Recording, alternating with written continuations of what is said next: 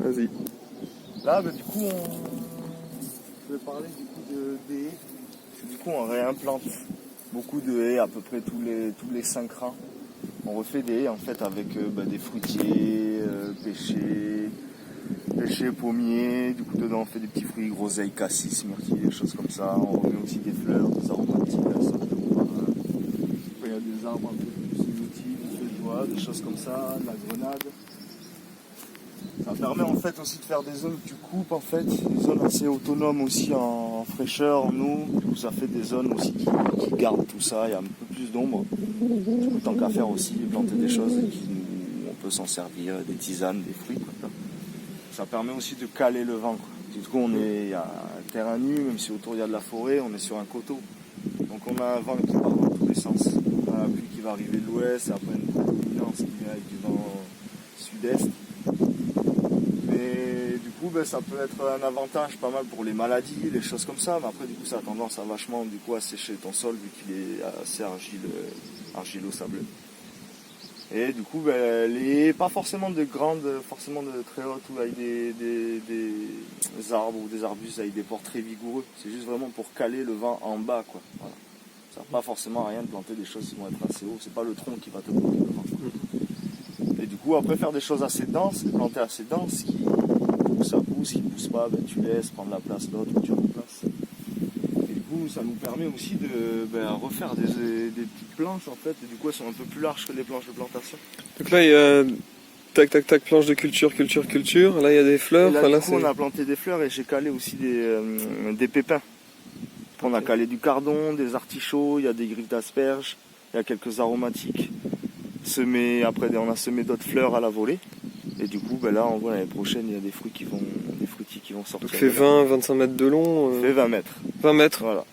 Okay. Fait 20 mètres, ça nous permet nous aussi parce que du coup, on a des toiles tissées, on a des bâches, surtout des voiles de forçage. Et du coup, ça nous permet aussi d'avoir les choses à la même taille, pas maillées. Ça c'est pour telle planche ou ça c'est pour telle planche. Ouais, c'est simplifié. On a des planches de 20 mètres, nos voiles de forçage ils font 22 mètres.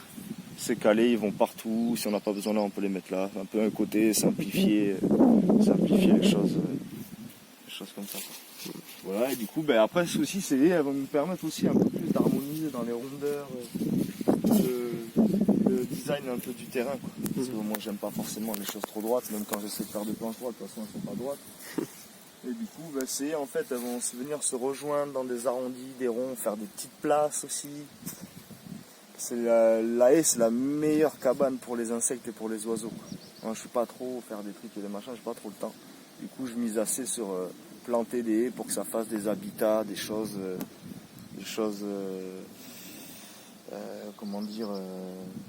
conséquentes pour toute cette vie, quoi. Qu'elle puisse s'y installer, caler des son abris, endroit, pas forcément. Voilà. Du coup, pareil, là, on a semé pas mal de fleurs. Du coup, on a gardé un bon endroit où, du coup, on a semé de la courge, de la courgette. Enfin, repiqué de la courge et de la courgette. Et du coup, on a semé aussi pas mal un mélange de fleurs. Du coup, il y a une prédominance aussi sur le tournesol qui repousse.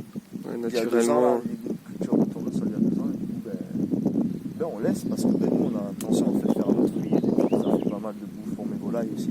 Oh, mais puis si ça pousse naturellement, on le prend. C'est toujours ça de gagner. Tout un coin frais. Sur l'après-midi aussi, on aura pas mal d'ombre. Du coup, ça va garder aussi pas mal la fraîcheur dans le sol, même si ça a puisé quand même un petit peu. Et du coup, ça, il y a forcément un impact aussi vers nos cultures sur le côté maraîchage. Quoi. Et puis, ça fait pas mal de fleurs, donc ça fait pas mal de pollinisateurs en plus. Là, du coup, de la nourriture pour beaucoup de monde. Ça va ramener un nombre beaucoup plus important que si j'avais tout coupé autour de cette terre.